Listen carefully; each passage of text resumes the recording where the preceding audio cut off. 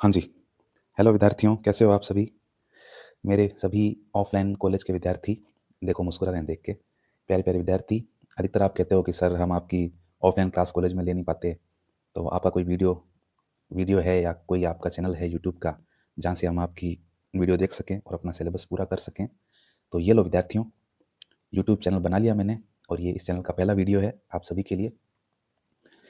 विश्व इतिहास, जैसा कि आप जानते हैं बीए प्रथम वर्ष, प्रथम सेमेस्टर में दूसरा पेपर इतिहास विषय के अंतर्गत विश्व इतिहास आता है।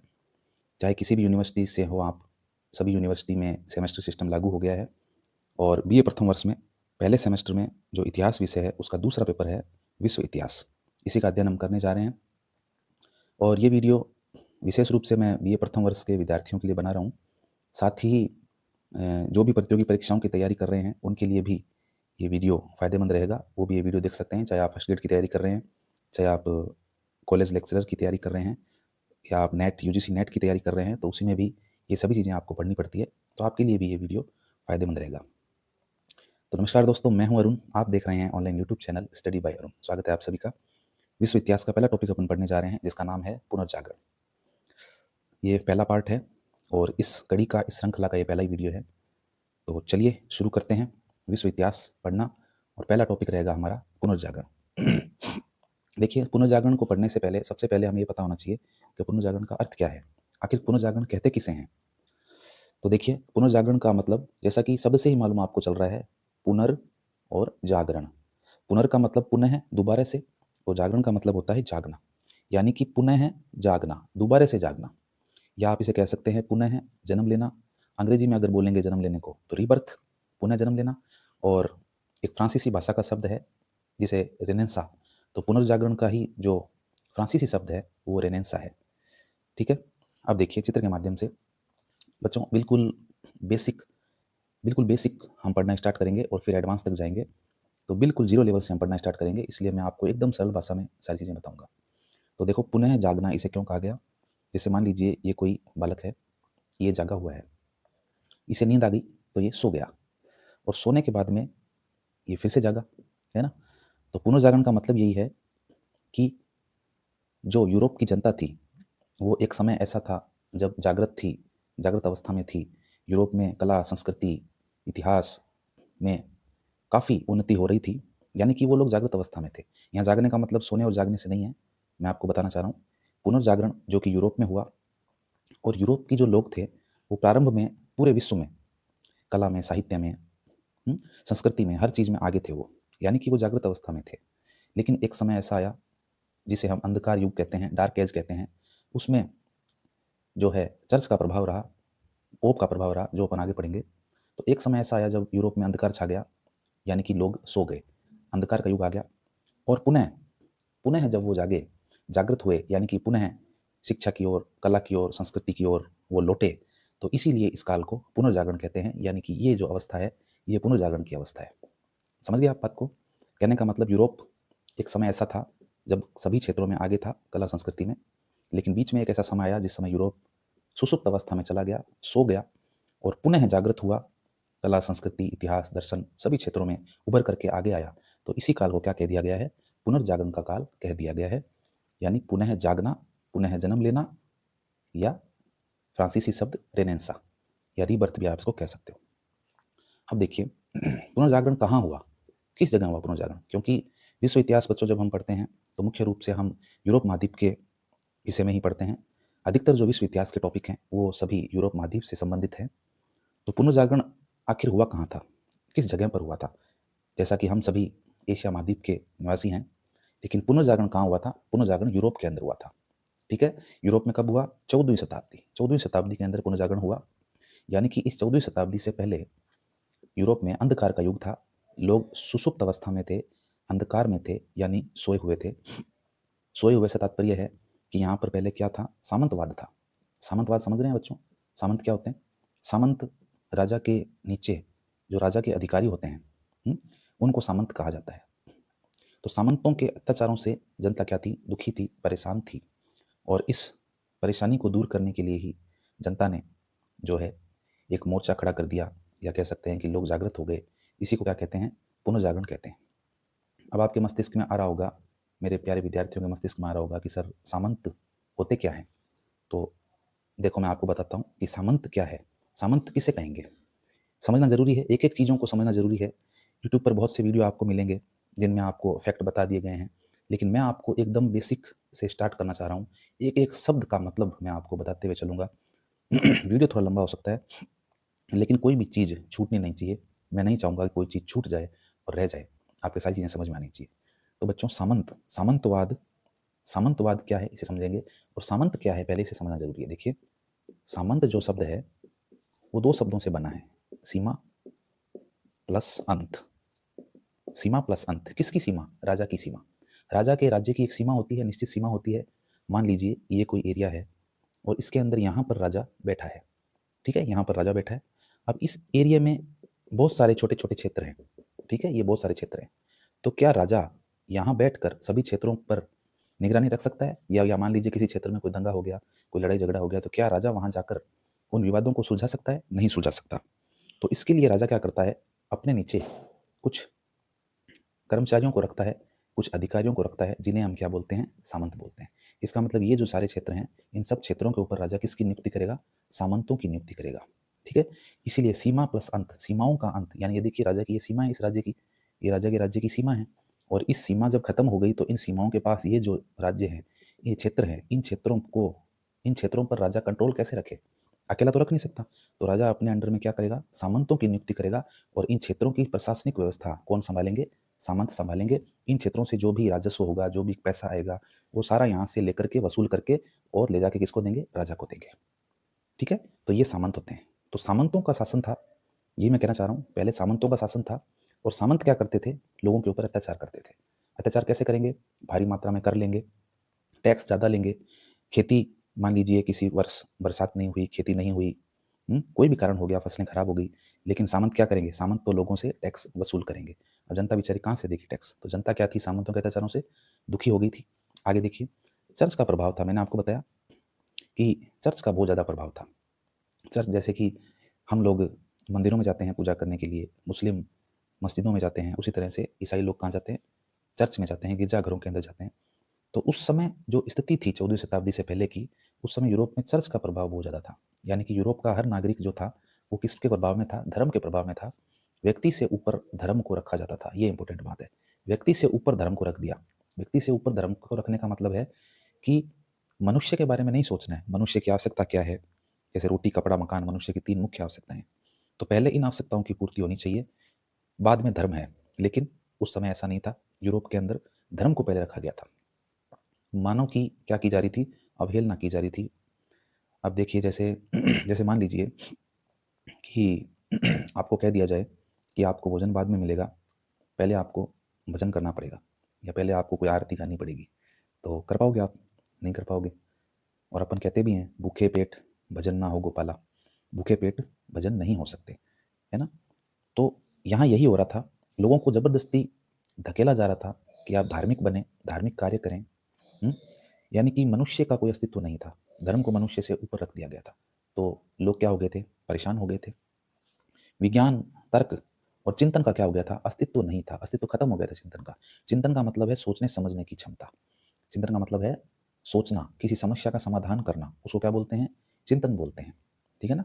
एक चिंता भी होती है, चिंता नहीं करनी चाहिए। चिंता में तो हम क्या करते हैं? समस्या में खोए रहते हैं, लेकिन यहाँ पर शब्द है चिंतन। चिंतन का तात्पर्य है किसी समस्या का समाधान ढूँढना, ठीक है? तर्क, तर्क का मतलब है किसी समस्या के लिए हम जो विचार प्रस्तुत करते हैं वो क्या कहलाते हैं? तर्क कहलाते हैं। और विज्ञान, विज्ञान यानी विशेष ज्ञान, किसी क्षेत्र का विशेष ज्ञान। तो इन सभी चीज़ों का अस्तित्व नहीं था। ये कहना चाह रहा हूँ मैं आपको कि पुनर्जागरण से पहले यूरोप में इन सब चीज़ों को लेकर के कोई बात नहीं होती थी, है ना? क्योंकि लोग तो कैसे हो गए थे? रूढ़िवादी हो गए थे, परंपरावादी हो गए थे और धर्म के प्रभाव में थे, चर्च के प्रभाव में थे। तो लोगों ने तर्क करना छोड़ दिया, चिंतन भी करना छोड़ दिया, समस्याओं का समाधान करना छोड़ दिया, मनुष्य के बारे में सोचना छोड़ दिया और विज्ञान की बिल्कुल भी उन्नति तरक्की नहीं हुई इस समय में। तो इसीलिए इस काल को क्या कह दिया गया है? अंधकार का काल कह दिया। ये देखो, डार्क एज, अंग्रेजी में बोलेंगे डार्क एज, अंधकार का युग इसको कह दिया गया। इहलोक को छोड़कर पारलौकिक जीवन पर क्या देते थे? अत्यधिक जोर देते थे। विद्वानों ने इन्हीं कारणों से इस काल को अंधकार का युग कह दिया। तो इहलोक का मतलब है कि हम वर्तमान में जो जी रहे हैं, जो जीवन जी रहे हैं इस पृथ्वी पर, वो इहलोक है। और पारलोक का मतलब है, परलोक का मतलब स्वर्ग की कल्पना। तो मनुष्य स्वर्ग की कल्पना करने लग गया, इहलोक को छोड़ दिया। वर्तमान में उसकी आवश्यकताएं क्या है, उसका कोई लेना देना नहीं है। पारलौकिक जीवन के ऊपर जोर देने लग गए कि ईश्वर की प्राप्ति कैसे करें, ईश्वर की प्राप्ति करने के लिए हमें धार्मिक होना पड़ेगा, हमें धर्म को ऊपर रखना पड़ेगा, मनुष्य बाद में है। इस तरह की चीज़ें जो है यूरोप में व्याप्त हो गई थी। और जब 14वीं शताब्दी में इन सब चीज़ों का विरोध होने लगा, तभी कहा गया कि मनुष्य अब क्या हो गया है, जागृत हो गया है, जाग गया है ना। तो ये तभी ये क्या कहलाया, पुनर्जागरण कहलाया। समझ में आ रही है आपको, सारी चीज़ें समझ में आ रही है। चलो हाँ जी विद्यार्थियों, आगे देखो। पुनर्जागरण शब्द की अपन बात कर रहे थे। पुनर्जागरण शब्द जो है वो फ्रांसीसी भाषा का शब्द है ना। फ्रांसीसी भाषा का शब्द है जिसका नाम है रेनेसा। रेनेसा शब्द जो है वो फ्रांसीसी भाषा का है और इसी का हिंदी रूपांतरण क्या कहलाता है, आपका पुनर्जागरण कहलाता है। ये बात ध्यान में रखने वाली है। यह शब्द जो है सर्वप्रथम किसने दिया था, कलाविद वैसारी। उस समय के कलाविद थे जिनका नाम था वैसारी, नाम था, इन्होंने ये शब्द दिया था रेनेसा सबसे पहले। अब देखिए वैसारी क्या कहते हैं। वैसारी और कुछ लोग हैं जिनके अपन कथन पढ़ने वाले हैं, स्टेटमेंट पढ़ने वाले हैं कि इन लोगों ने पुनर्जागरण काल के बारे में क्या कहा। तो वैसारी क्या कहते हैं, जो कलाविद वैसारी है जिन्होंने रेनेसा शब्द दिया, ये कहते हैं कि पुनर्जागरण काल के अंदर जो उन्नति हुई थी वो सबसे ज़्यादा उन्नति कला के क्षेत्र में हुई थी, स्थापत्य के क्षेत्र में हुई थी और चित्रकला के क्षेत्र में सबसे ज़्यादा उन्नति हुई थी। ये कौन कहते हैं, वैसारी कहते हैं। कला, स्थापत्य, चित्रकला, ये सभी अपन आगे पढ़ेंगे। जो जो उन्नति हुई थी उस समय में 14वीं शताब्दी के अंदर जो भी यूरोप में उन्नति हुई थी वो सारी हम पढ़ेंगे आगे जा करके। लेकिन ये जिन लोगों ने इनके बारे में अपने स्टेटमेंट दिए हैं वो हमें पता होने जरूरी है। वैसारी कहते हैं कि कला, स्थापत्य और चित्रकला के क्षेत्र में पुनर्जागरण में क्या हुई थी, सबसे ज़्यादा उन्नति हुई थी, सबसे ज़्यादा तरक्की हुई थी। उसके बाद दूसरे जो विद्वान आते हैं वो है दिदरो। दिदरो क्या कहते हैं, दिदरो कहते हैं कि पुनर्जागरण काल के अंदर साहित्य के क्षेत्र के अंदर सबसे ज़्यादा उन्नति हुई थी, व्यापक प्रसार हुआ था, साहित्यिक रूप से बहुत सी पुस्तकों की, बहुत से ग्रंथों की रचना की गई थी। तीसरे विद्वान अपने आते हैं जो सबसे इंपॉर्टेंट है, फ्रांसिस बेकन। ये इंपॉर्टेंट है बच्चों, इसको अच्छे से याद कर लेना, फ्रांसिस बेकन। फ्रांसिस बेकन इसलिए इंपॉर्टेंट है क्योंकि ये पहले ऐसे व्यक्ति थे जिन्होंने पुनर्जागरण काल से पहले जो ईश्वरीय सिद्धांत था, अपने पढ़ा ना कि चर्च का प्रभाव बहुत ज़्यादा था, धर्म का प्रभाव मनुष्य के ऊपर बहुत ज़्यादा था। मनुष्य बाद में है, पहले धर्म था, धर्म को मनुष्य से ऊपर रखा गया था, है ना। एक स्वर्ग की कल्पना की जाती थी लोगों के द्वारा, पारलौकिक जीवन को अत्यधिक महत्व दिया जाता था, है ना। तो वो सब क्या था, वो सब ईश्वरीय सिद्धांत था, यानी ईश्वर को सर्वोच्च मानना। मनुष्य बाद में, कोई मर रहा है तो उसे मरने दो, है ना, पहले प्रार्थना करनी जरूरी है, पहले पूजा करनी जरूरी है। तो यही है ईश्वरीय सिद्धांत, ईश्वर को सर्वोच्च स्थान देना। हालांकि ईश्वर का सर्वोच्च स्थान है जीवन में, समाज में, लेकिन जहाँ मानवता की बात आती है तो हमें वहाँ मानवता का प्रदर्शन करना चाहिए। ये नहीं है कि पत्थर दिल होकर के केवल ईश्वर के पीछे भागते रहें। मान लीजिए आप किसी मंदिर में जा रहे हैं और उस मंदिर में मान लीजिए आप मिठाई लेके जा रहे हैं या कुछ प्रसाद लेके जा रहे हैं, या मान लीजिए दूध लेके जा रहे हैं उस मंदिर में चढ़ाने के लिए, और बाहर आपको कोई ऐसा ज़रूरतमंद व्यक्ति मिल गया जो भूख से तड़फ रहा है, बिलख रहा है, मर रहा है, मान लीजिए कोई और कारणों से वो परेशान है, तो आपका मानवता के नाते फ़र्ज़ बनता है कि पहले आप उस व्यक्ति की तकलीफ़ को जानें, है ना। ये नहीं है कि आपने छोड़ो क्या करना है और अंदर जाकर के आप ईश्वर की आराधना या भक्ति करने लग गए, है ना। नर सेवा नारायण सेवा है। तो यही ईश्वरीय सिद्धांत है कि मनुष्य के बारे में नहीं सोचना और केवल ईश्वर के बारे में सोचना, केवल स्वर्ग की कल्पना करना, ईश्वर को प्राप्त करने के प्रयास करना, मानवतावाद को पीछे रखना और ईश्वर को आगे रखना, ये सभी ईश्वरीय सिद्धांत है। तो फ्रांसिस बेकन एक ऐसे पहले व्यक्ति है, पुनर्जागरण काल के पहले व्यक्ति है जिन्होंने ईश्वरीय सिद्धांत का क्या कर दिया था, खंडन कर दिया था इन्होंने, ठीक है, इसीलिए इंपॉर्टेंट है।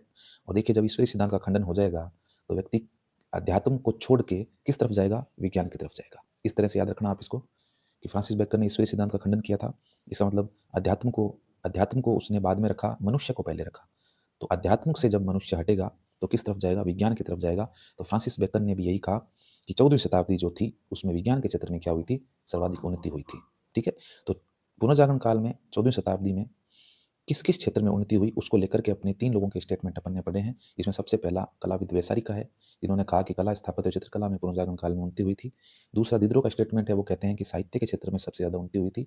और तीसरे सबसे इंपॉर्टेंट अपने फ्रांसिस बेकन है, जो कहते हैं कि विज्ञान के क्षेत्र में सबसे ज़्यादा उन्नति हुई थी और ईश्वरीय सिद्धांत का इन्होंने क्या किया था, खंडन किया था, ठीक है।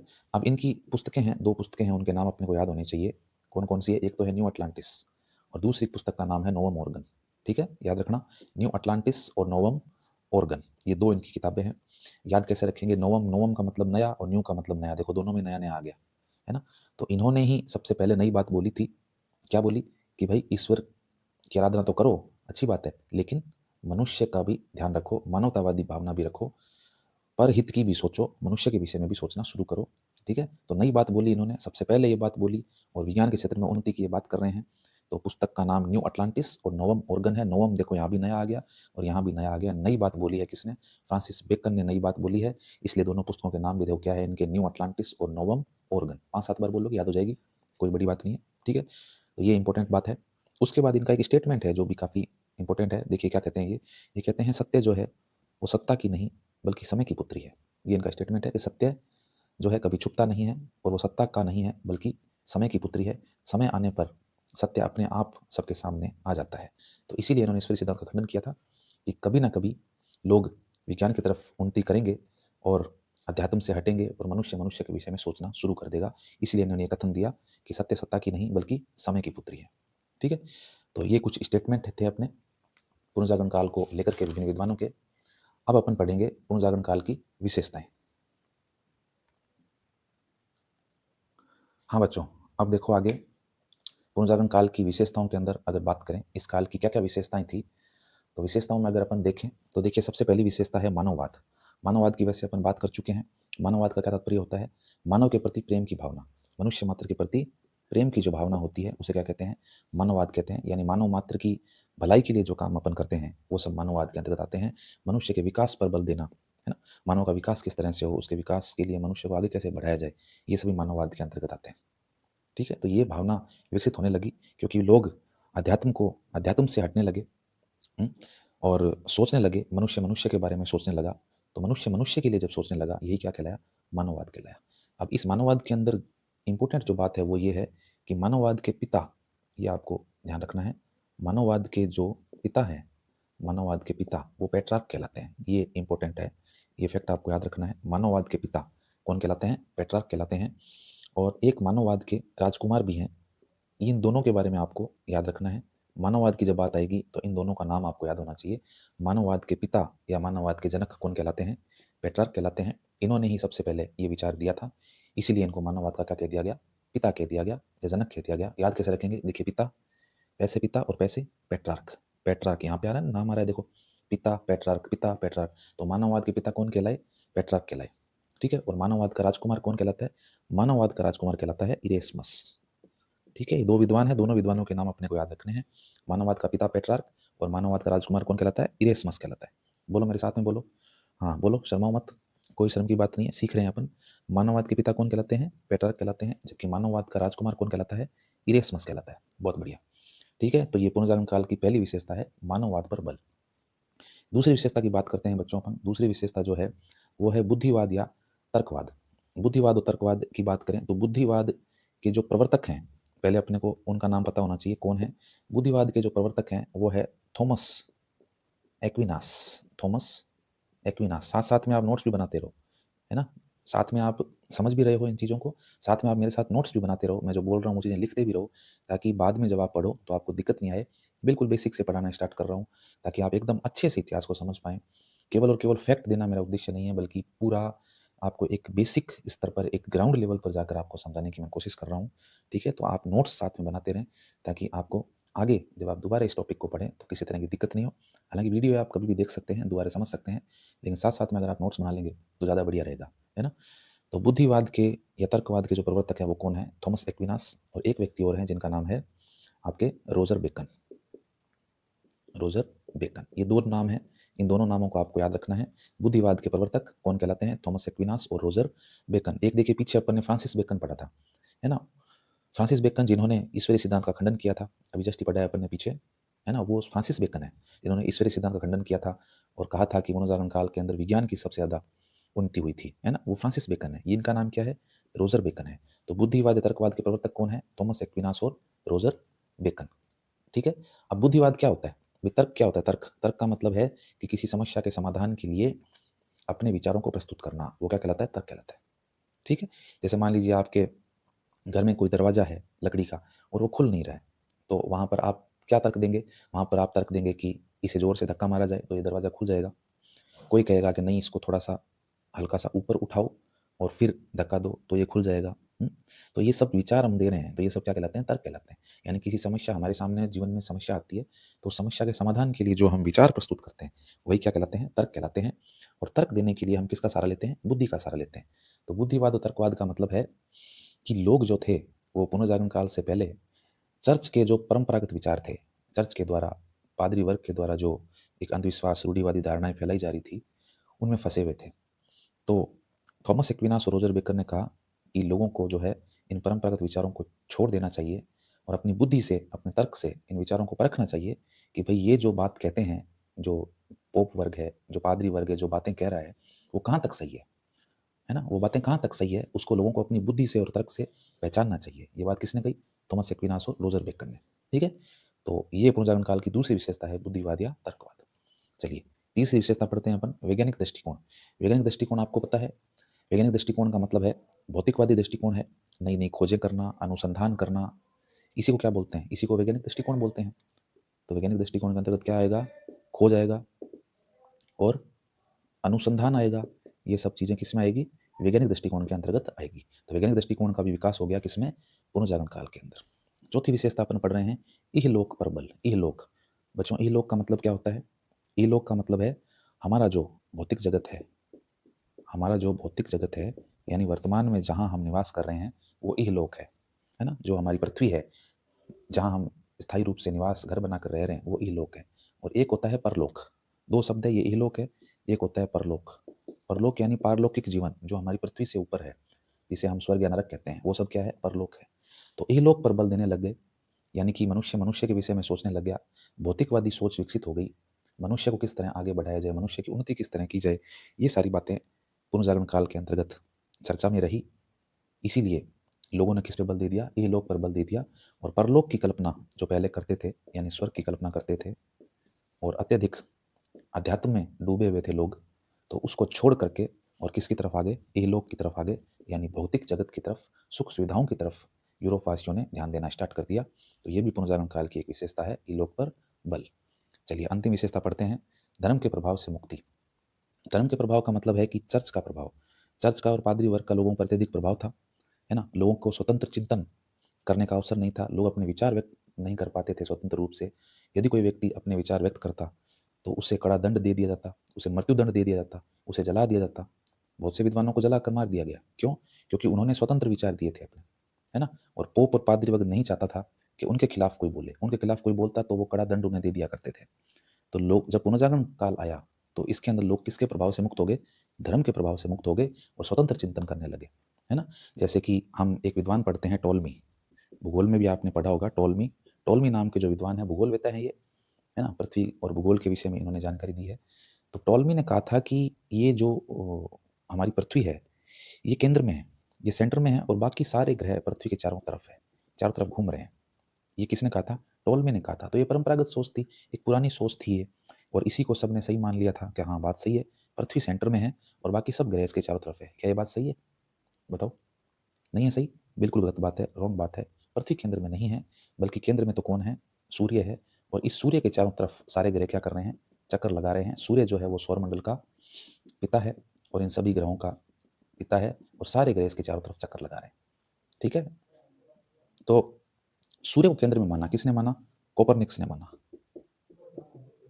कोपरनिक्स कोपरनिक्स ने माना कि सूर्य जो है वो पृथ्वी के क्या है, सौरमंडल के केंद्र में है। लेकिन टॉलमी ने कहा था कि पृथ्वी केंद्र में है। तो ये परंपरागत विचार है, लेकिन कोपरनिक्स का जो विचार है वो नवीन विचार है। ठीक है? तो ये स्वतंत्र चिंतन पर बल किसके अंतर्गत दिया गया? पुनर्जागरण काल के अंतर्गत दिया गया। भारत की अपन बात करें, उस समय भारत की बात करें तो लगभग 1810 से 1815 के आसपास राजा राम मोहन राय ने भी क्या किया था? पुनर्जागरण के अंदर अपना योगदान दिया था। 1810 और 1815 उस टाइम, उसका उस ये जो टाइम पीरियड है, इसमें राजा राम मोहन राय हुए थे और उन्होंने भी जो है भारत के अंदर पुनर्जागरण के अंदर अपना जो है योगदान दिया था। ये हम पढ़ते हैं भारत का, जब हम हिस्ट्री पढ़ते हैं, इतिहास पढ़ते हैं, तो उसमें हम पढ़ते हैं इसको। तो ये भी थोड़ा सा आप ध्यान में रखना, ये फैक्ट भी, राजा राम मोहन राय वाला भी। और ये पुनर्जागरण काल की विशेषताएं थी जो हमने पढ़ ली है अच्छे से। मुझे मुझे विश्वास है कि आप सबको समझ में आ गई होगी सारी बातें। ठीक है? तो ये पहला वीडियो था इस सीरीज का, विश्व इतिहास पुनर्जागरण काल का पहला वीडियो है। तो मिलते हैं अगले वीडियो में, देखते रहिए। और जो भी कोई वीडियो में कमी लगे, आपको कोई सुझाव हो, तो आप कमेंट बॉक्स में लिख करके ज़रूर बताएँ मुझे, सूचित करें। वीडियो अच्छा लगे तो लाइक कर देना, अच्छा नहीं लगे तो डिसलाइक कर देना, ताकि मुझे भी एक बल मिले कि हाँ, कहाँ कमी रह गई है, मैं उस कमी को सुधारूँ। ठीक है बच्चों? तो आज के लिए इतना ही, मिलते हैं इसके नेक्स्ट पार्ट में, तब तक के लिए आप सभी को धन्यवाद।